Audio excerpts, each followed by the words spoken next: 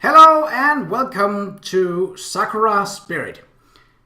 So, as I finished up the unfinished Swan, I had a spot available on my Let's Play channel for another series, and I decided that while the Fruit of Qa'Rajh is coming towards an end, and definitely the main visual novel series as of right now, I needed something different. And while I have a couple of indie games that are light and relatively easy to go to on PlayStation 4 as well as PlayStation 3, I decided, upon request on a comment on one of the recent videos of the Fruit of Qa'Rajh, to instead go and record another visual novel.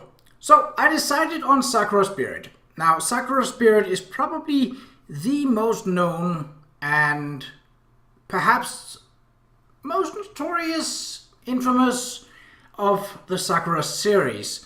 Mainly because a lot of YouTubers have been playing it, and it's fairly common. It's not actually the first of the visual novels to have the Sakura franchise, so to say. That honor, in quotation marks, if you can say so, goes to Sakura Angels, which I also have, and which is a significantly shorter. Sakura Spirit is the first one that has significant length to it and significant character building.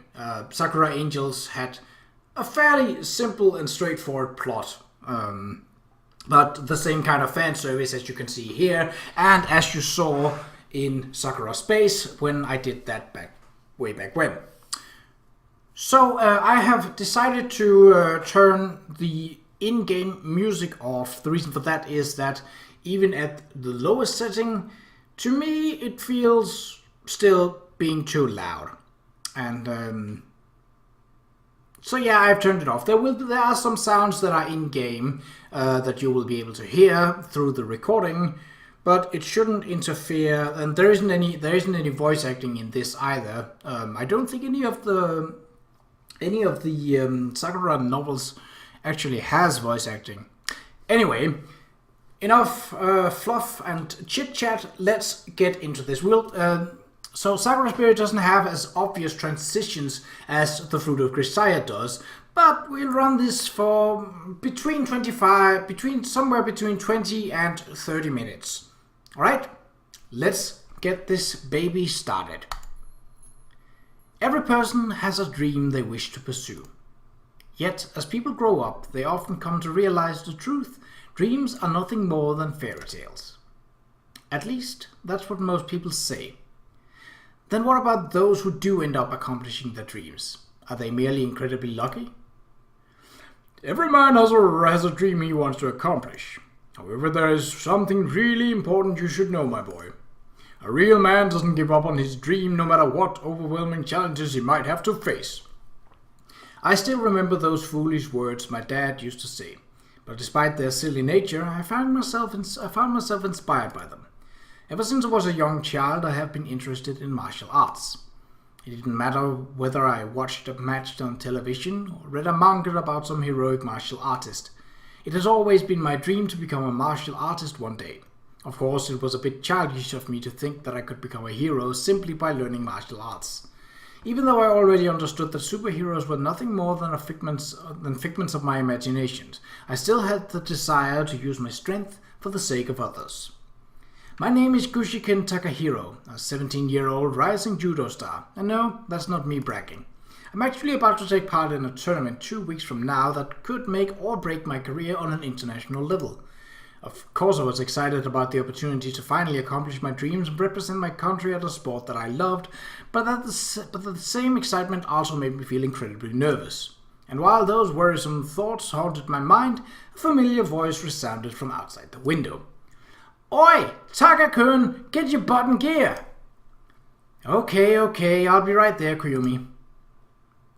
Not wanting to keep Koyumi waiting, I quickly dashed toward the front door to let her in, not even realizing that I was still in my pajamas.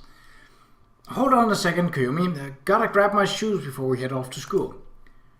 Really? I never realized our school had a strict uniform or sleepwear policy. Nice jammies, by the way. Did you borrow them from your mom?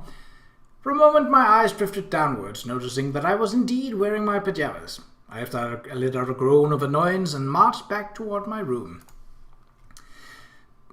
There's nothing wrong with my jammies. The Golden Knight is a famous comic book hero in the West. Besides, not everyone prefers to sleep naked like you. Mumbling those words, I started stripping out of my clothes, not particularly minding the presence of the girl behind me. That only happened once. You know it very well. It was super hot that night. Jeez, warn me before you strip naked in front of me, you idiot. You didn't seem to mind it when we were little. Maybe you want me to turn around instead. No, stop. Don't make me kick your ass. I decided I had teased her enough and quickly pulled on my pants, proceeding with the remaining few items of clothing before I was suitably dressed for school. Besides, I had a reason for being so distracted. You've been distracted a lot lately. What's going on in that hollow skull of yours? It's that upcoming match. I have no idea how anyone can remain calm when an international career is at stake. I wouldn't be surprised if I had made up enough doomsday scenarios to fill up the apocalypse genre. Oh, right, the judo thing. I'm sure you'll do fine. I've seen some of your matches and you kick butt. And of course, if you're really worried, you could always pray. Pray? What? Don't tell me you don't know? It's one of the school legends. Apparently there's some shrine out in the forest that, if you pray to it, brings you good luck. Ichikawa-san said that his sister prayed to it the night before her exam and she got a perfect score. A shrine that's said to bring you good luck? Sounds like bogus to me, but at this point I'm willing to try anything, I guess. I'll ask Ichikawa-san about the location. I'm not exactly in the mood to get lost in the forest and end up in a modern day Tarzan. Well, whatever. If you do go looking, at least send me a message to let me know. And will you hurry up? We're going to be late again. A hero is never too early, nor are they too late. They arrive precisely when they are needed. But for the sake of avoiding detention, let's hurry. That's a wizard, not a hero, genius. How can one person be such a sports nerd and such a geek at the same time? Let's not forget the Casanova and Man of the Year candidate bits. They're important details. I doubt you'd qualify for either of them, Pajama Boy. Anyway, let us boldly go where everyone has gone before. To school! Ugh, nerd! Several hours later. Later that day, I finally got the chance to talk to my classmate about the location of the shrine that Koyomi had mentioned earlier. Gym was the last thing on schedule for today, so once people got ready to go, I approached the guy. Hey, Ichikawa, is it true that your sister discovered some shrine that is said to bring you good luck? Oh, let me guess you want to date her. Well, even though I do have to admit she is very attractive, I'm afraid she's already going out with someone. Not to mention, you're not her type. I already got my hands full dealing with Koyomi. You can keep your sister to yourself, joke aside. I'm more interested in that shrine. Did she mention where she found it? I didn't know there was anything near the forest aside from the dojo. Oh, well, she said something about it being near a river and quite high up. To be honest, I wasn't paying that much attention when she was going on about it. I mean, she was wearing this top and it was tight and... Stop! I seriously don't need to hear the details. I doubt anyone else is interested. So, do you know anyone who might have heard about the shrine? Hey, are you guys talking about that shrine, lucky shrine out in the forest? The one and only. According to Ichikawa's sister, there's supposed to be one near a river. I don't know about that, but there's this fiery girl at the Sakura dojo who knows some more about it. Wait, are you talking about Arya-sama? About this tall, ridiculously strong, and super scary? That's the one. Oh, in that case, I believe I can still be of help. Takahiro could. I know where that place is. Of course you do. We both do. You just want to tag along, don't you? I don't think Arya-senpai will appreciate you visiting her with your usual tricks in mind. Do I need to remind you what happened last time you tried to peek at her after she finished practice? Blood, sweat, and tears? Shut up. I don't peep on the ladies. That's slander, you know. I should sue you. I would never look upon Arya-sama's glorious body in a state of nudity. Oh, so you haven't seen her naked yet? I've seen a bit of sight, but the whole I found didn't really let me get a good view of... There we go. Someone called the cops. Ichikawa the peeping Tom has confessed. I playfully patted Ichikawa's shoulder as I turned around, grabbing my bag in the process and prepared to leave. Thanks for the tip, Ichikawa. I'll let the judge know you were most helpful during the interrogation. This is unfair. I was coerced. I won't say another word until I speak with my lawyer. Once school was over, I decided to take my chances with a little bit of intel I had managed to obtain from my classmates. If memory served me right, Arya-senpai would be practicing at the dojo today. Of course I knew her. She was a judo student just like myself, but for whatever reason she had been refusing to compete in any tournaments for a while now. Arya-senpai, are you around? I shouted her name as I parked my bike, looking around for any sign of the girl. Hua! Ya! Ya! Follow the shouts and you will find her. I grinned briefly as I saw Arya seemingly in the middle of practicing a series of motions, almost as if she was fighting an imaginary opponent. Perhaps now was the perfect opportunity to surprise her a little. I snuck closer, making sure to make as little noise as possible before I reached a hand towards her shoulder. Arya? Feeling a hand on her shoulder, Arya reacted. She grabbed a hold of my hand and with a loud grunt shifted her weight, curling and tipping me over her shoulder. I didn't have time to brace myself for the impact before I hit the ground like a sack of potatoes. Yeah! No one sneaks up with the great Kunyuchi, Arya! Oh, Takahiro, I didn't realize it was you. I'm sorry. Are you okay? Kunyuchi, more like Tasmanian devil. That throw didn't have a shred of mercy in it. There's no mercy in the ring, Takahiro. Better you learn that now than in 2 weeks' time. Let me guess. You want to do some sparring, don't you? I actually came here to ask you something, but I guess a little sparring wouldn't hurt. Oh? What do you want to ask? We got all afternoon, and I could do with a bit of a break anyway. Where to start? You used to take part in big and important matches in the past, right? Did you ever get nervous before going into the ring? Oh yeah, this one time I got so nervous I hid in the kitchen cupboard until my dad found me and dragged me to the car. Of course that was when I was like 8. Well, obviously I can't go and hide from my match, but one of my friends made this stupid suggestion that I go and pray or something. Honestly, at this point, I'll do anything to calm my nerves a little. Takahiro, are you sure about this? You mean the match? Of course I am. I've been practicing judo ever since I was old enough to walk. This is my chance to finally represent this country and the sport I love. Arya seemed to think for quite a long time, all the while tapping her jaw with a finger. Eventually she snapped her fingers and grabbed a tight hold of me. Alright, I'll tell you the way to this shrine, I know. But it's going to require more than a simple clap of your hand and a bob of your head. You need to give something to the shrine, something of value. I guess I'll have to think of something before we get there. Thanks, Senpai. I appreciate the help. We? Oh, no, Takahiro. I'm not going with you. I've got training to do. Besides, you have to take this step yourself. I can draw you a map and show you an easy way to get back there, but you'll be on your own. You're not tagging along? Not even for a little while? Afraid so, Takahiro. Let me just grab some paper and I'll draw that map for you. After Arya's return, quick preparations were made and I followed the directions noted down on the map. Surprisingly, it wasn't all that far. However, the hint on how to find my way back in case I got lost was a bit sketchy. Just look down and you'll be able to see the roof of the dojo from anywhere on the hill. The forest near the dojo was my first challenge to overcome. A narrow path coiled along the trees and nearby was the river Ichikawa's sisters had mentioned. I followed Arya's scribbles with a bit of skepticism, but after an hour or so I finally arrived at the supposedly legendary shrine. The shrine itself seemed surprisingly well maintained despite it being in the middle of nowhere. It made me wonder if someone could be secretly living there. Perhaps some secret martial arts master.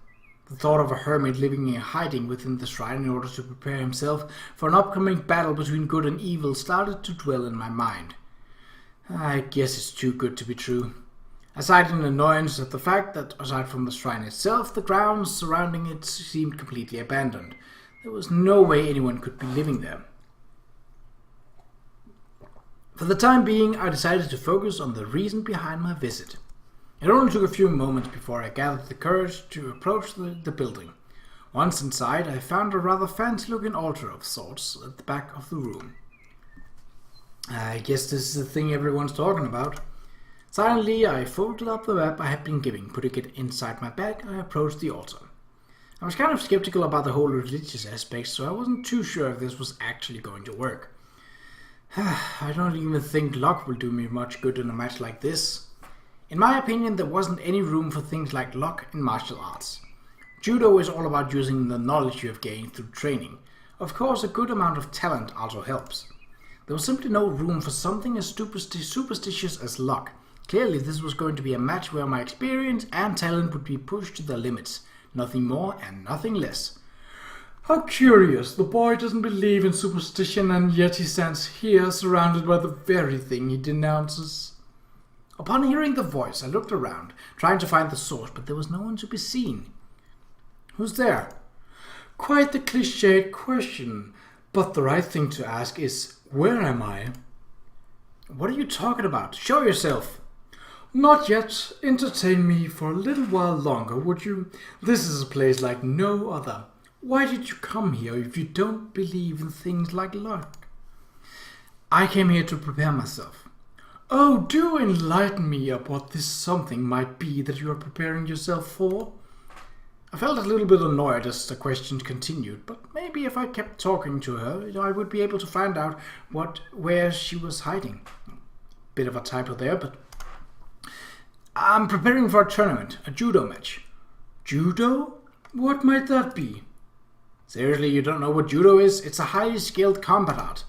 Aha, so you're a warrior, hesitant to go into battle and came here in the hope of finding the result of fight. I'm not sure about the warrior part.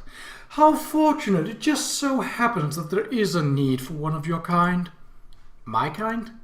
A hero. This shrine brings fortune to heroes such as yourself. However, every great hero must sacrifice something in return.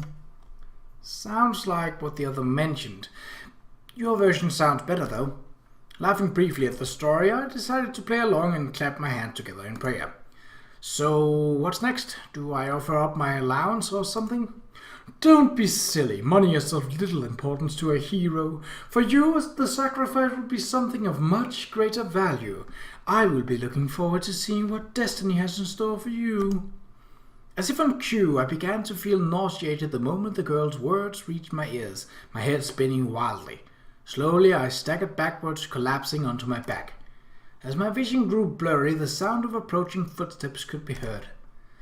Good luck, hero. You are going to need it.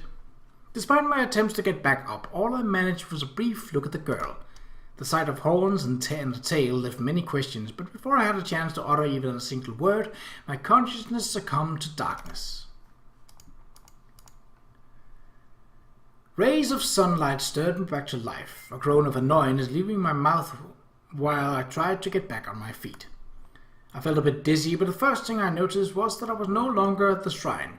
Instead, it looked like the forest near the dojo.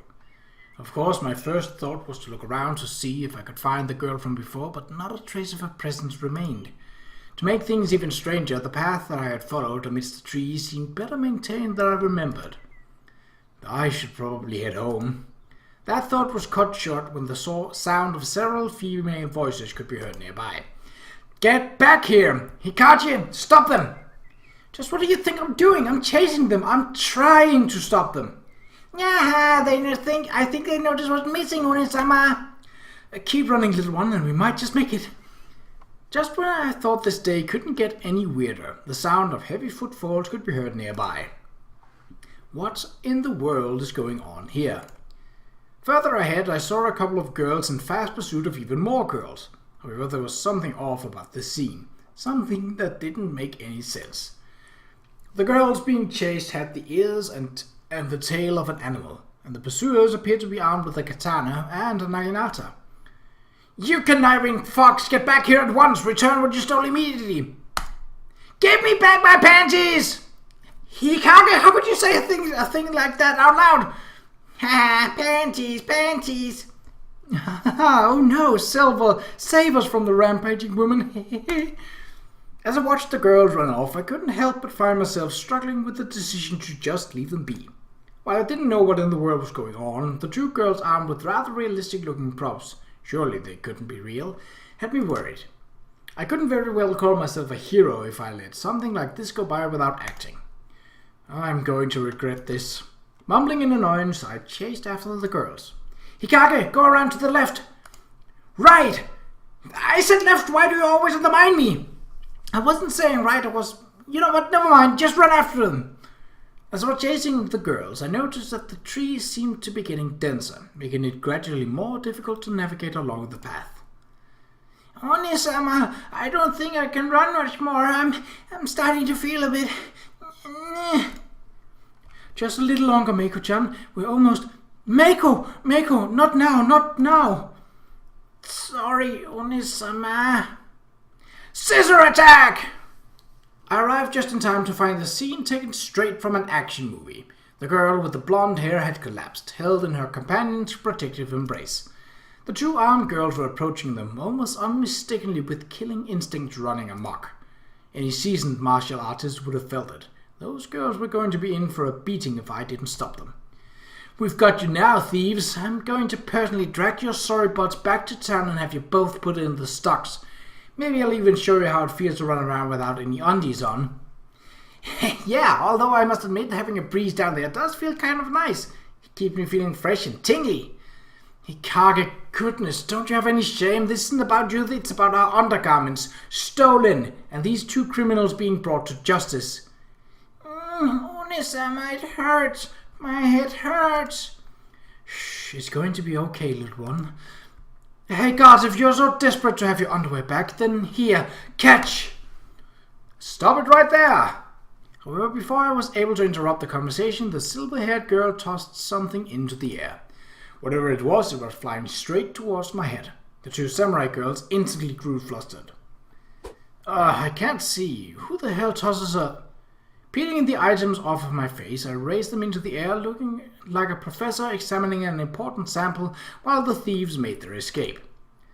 A pink bra and lacy black panties. Oh boy, I knew this wasn't going to end well. Ah, you there. Are you in cahoots with those crafty foxes? And hand those back immediately. Those are evidence of a crime and not for anyone else to touch. Drop the panties right now! I'm innocent until proven guilty. It's one of the golden rules of the court. Just stop pointing those weapons at me so I can hand over your undies without being turned into a shish kebab. What? No, shut up. Just drop the evidence and walk away. I am Tsukino Miyu, the chief of the village guards, and I'm ordering you to drop what you're holding right now. I don't know of any village guard, and I seriously doubt a cop would go around dressed like that and wielding a katana. More importantly, the ground here is muddy and dirty. Are you sure I should drop the evidence here? I mean, I could, but... Yeah! Before I could react, the pink-haired girl lunged toward me, the pointy end of her naginata aiming for my gut. My reflexes caught on just in time, and I was able to palm away the spear as it sailed through the air. I struck upwards on the wooden shaft of the weapon, sending it up into the air and causing the girl to lose her balance. Narumi, I did not order you to attack! Fine, I'll give them back. Geez, just my luck to find a bunch of crazy girls with weapons. Extending the hand that held the undies, I tried to hand them over, something that I would soon end up regretting. Ha! You think I'd fall for something else simple? Fool, you may have fooled me once, but I won't let that happen again! The woman swung her weapon wide, arcing the thick wooden pole into my side before I could dodge. She then lunged forward, grabbed me tightly, pulling my arms around behind my back, leaving me with sore ribs and in a prone position. I could have fought back, but I figured it would only lead to more fighting. With the possibility of ending up getting stabbed, I decided to remain passive. The sword-wielding girl stepped forward and grabbed the silky underwear from my hand triumphantly. Your methods may be crude, but they do get results, Hikage. Tie him up. We'll bring him in for questioning. He probably knows where those pithy thieves are hiding. Right! And people wonder why criminals want to resist arrest at all costs. I mumbled this weakly as the girl with the naginata tied my wrists together with a rope, and I soon felt myself being dragged by a duo towards the city. Surely once we're out of the forest, you two will stop this act of yours and let me go, right? As much as I would like to fool around, I have more important things to do. The city? Ha! We're not taking you all the way there. You'll be spending the night in the village cells, thief. Who are you calling a thief? I'm the victim. First, I get aunties tossed in my face. Then, I had to deal with physical abuse, and now these accusations.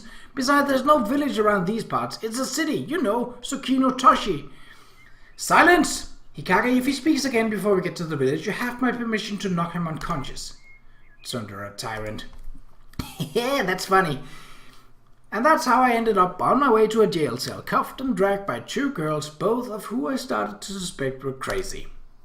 And that is where we'll end the first episode, so things are definitely not going great for Takahiro. In fact, they are definitely not going well at all. And if you know anything about Sakura novels, they are only going to get a whole lot worse.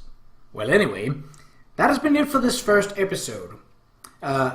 If you could do me a huge favor, go to the link posted in the description of this video and cast your vote on one of the titles for which will be the new main series after the Fruit of Desire is over.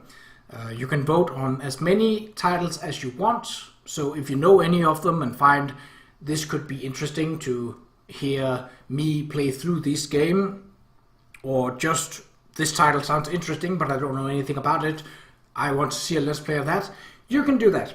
And you can actually vote for all of them if you want to, though I think that's a bit counterproductive, but that's just me. So if you could do me a huge favor, do that, and I would very much appreciate that. Until the next time, take care.